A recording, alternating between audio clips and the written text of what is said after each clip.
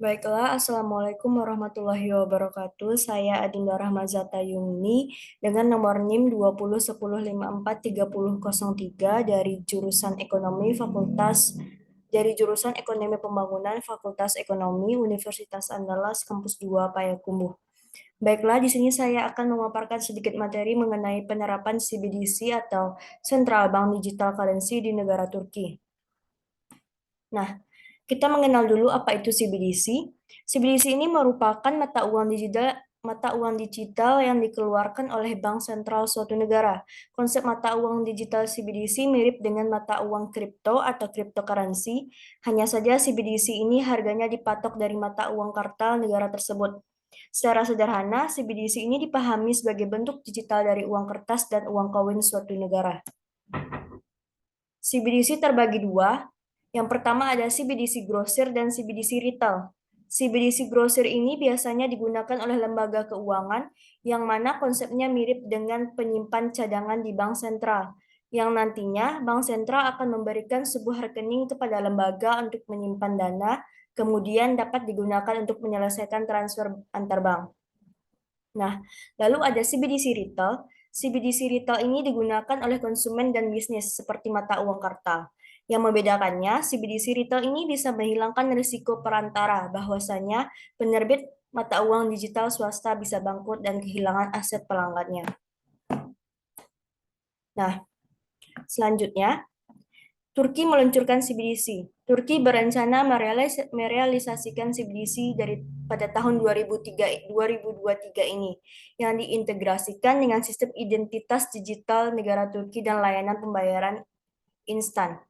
CBDC ini memberikan alternatif yang aman untuk mata uang digital pribadi, yang mana tingkat kesadaran mata uang kripto di Turki sebesar 70%, dan tingkat kepemilikan mata uang kripto adalah 18%. Turki merupakan negara dengan preferensi cryptocurrency tertinggi dengan 46%, yang mana bagaimanapun juga cryptocurrency ini tidak memiliki regulasi yang ilegal dan pengawasan dari pemerintah. Nah, Bank Sentral Turki atau CBT telah menguji lira digital, mengevaluasi apakah bisa menerbitkan mata uang digital sebagai bagian dari proyek digital lira Turki, dan melakukan transaksi pembayaran pertama di Digital Turkish Lira Network yang berhasil dilaksanakan di bawah kepemimpinan Bank Sentral Republik Turki atau CBRT. CBRT ini berencana untuk memperluas platform kolaborasi lira Turki digital untuk melibatkan sekelompok bank dan perusahaan teknologi keuangan terpilih untuk menjalankan uji teknis lebih lanjut pada sistem. Nah, pada tahun 2021 kemarin, CBT menandatangani perjanjian dengan perusahaan teknologi Havelsan, Aselsan, dan Tubitak Bilgam, yang mana perusahaan-perusahaan ini telah meneliti, mengembangkan, dan menguji mata uang digital. Nah, penggunaan CBDC di Turki terdapat 4 bank sentral seperti China, Hong Kong, UEA, dan Thailand yang baru saja menyelesaikan uji coba platform multi CBDC untuk pembayaran perdagangan yang menggunakan platform Cambridge. Pemerintah Turki memasukkan mata uang digital yang dikeluarkan oleh bank sentral dalam peta jalan ekonomi dari tahun 2019 sampai tahun 2023. Pada penggunaan CBDC atau uang bank sentral di digital Turki berencana menggunakan bank sentral berbasis blockchain. Nah, kita membahas apa itu blockchain. Blockchain ini merupakan mekanisme basis data lanjutan yang memungkinkan berbagai informasi secara transparan dalam jaringan bisnis. Data blockchain menyimpan data dalam blok yang dihubungkan bersama dalam sebuah rantai, yang mana data bersifat konsisten secara kronologis karena penggunaan tidak dapat menghapus atau mengubah rantai tanpa konsensus dari jaringan. Penggunaan blockchain ini untuk menghindari adanya potensi masalah hukum sehingga lebih aman, dan juga dengan blockchain ini juga lebih efisien untuk melakukan pembayaran antar bank. Nah, lalu Apa manfaat dari menggunakan CBDC?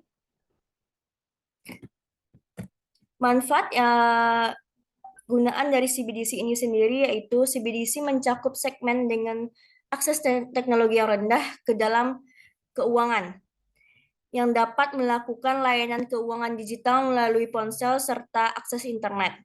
CBDC ini memberikan efisiensi transaksi dengan biaya rendah pada sistem pembayaran, baik dalam sistem keuangan tradisional maupun internasional, dan dapat melakukan transaksi ke seluruh sistem keuangan dan pemrosesannya setiap hari dalam seminggu dan juga instan.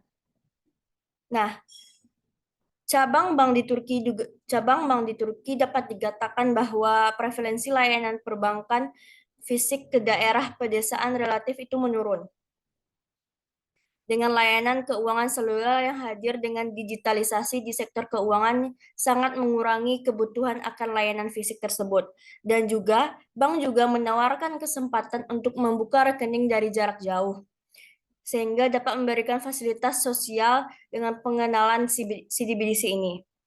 Dalam CBDC, retail yang akan diakses langsung melalui bank sentral dan identitas data keuangan individu dapat dibuat di bank sentral, yang mana bank sentral dapat memantau data keuangan individu dan secara langsung dapat memberikan manfaat sosial.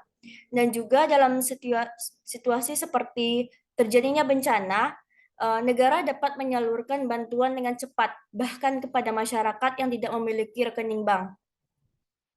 Sehingga daerah masyarakat pedesaan atau masyarakat yang kurang mampu dengan akses yang rendah ke layanan keuangan, bahkan termasuk daerah yang tidak memiliki layanan perbankan, juga dapat tetap mengakses layanan keuangan melalui CBDC ini.